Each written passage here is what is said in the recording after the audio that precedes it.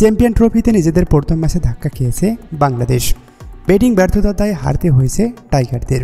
সেই সাথে কাঠগড়ায় নাজমুল শান্তর ক্যাপ্টেন্সি। এরপর টপ অর্ডার পুরোপুরি হতাশ করেছে টাইগার ক্রিকেট প্রেমীদের।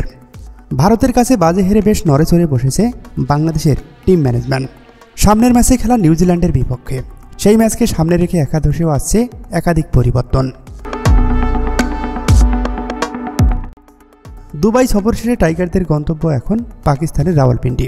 সেখানে প্রতিপক্ষ কিউইরা।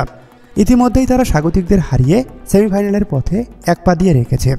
তাই তাদের শক্তিমাত্রার কথা মাথায় রেখে একাদশেও একাধিক পরিবর্তনের আভাস পাওয়া গেছে টিম ম্যানেজমেন্টের পক্ষ থেকে।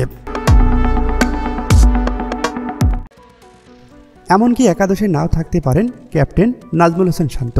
ভারতের বিপক্ষে টসে জিতে ব্যাটিং নেওয়া, সেই সাথে বৈশ্বিক টুর্নামেন্টে দায়িত্ব নেওয়ার পরিবর্তে 0 রানে সাজঘরে ফেরা, যা রীতিমতো নাজমুল শান্তকে তুলোধুলো করেছেন ক্রিকেট প্রেমী দর্শক সমর্থকরা।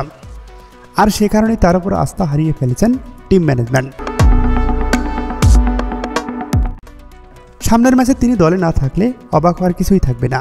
তার পরিবর্তে অধিনায়কের গুরু দায়িত্বটা উঠতে পারে মেহেদী হাসান মিরাজের কাঁধে।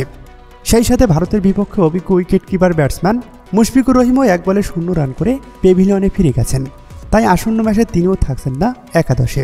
তার পরিবর্তে একাদশের সুযোগ পাবেন আগের ম্যাচে সুযোগ না পাওয়া মাহমুদুল্লাহ রিয়াদ। সেক্ষেত্রে উইকেট কিপারের দায়িত্বে দেখা যাবে আগের ম্যাচে 68 রান করা জাকের আলী অনিকে।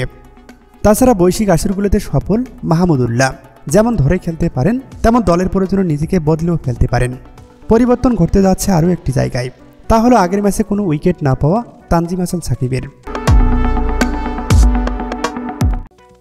তার জায়গায় একাদশে সুযোগ পেতে যাচ্ছেন গতির স্টার নাহিদ রানা। একাদশে তার যোগদান দলকে একটু বাড়তি সুবিধা দিবে। উইকেট না পেলেও টার্নিং মুহূর্তে তার বোলিং দলের জন্য বিশেষ অবদান রাখতে পারে।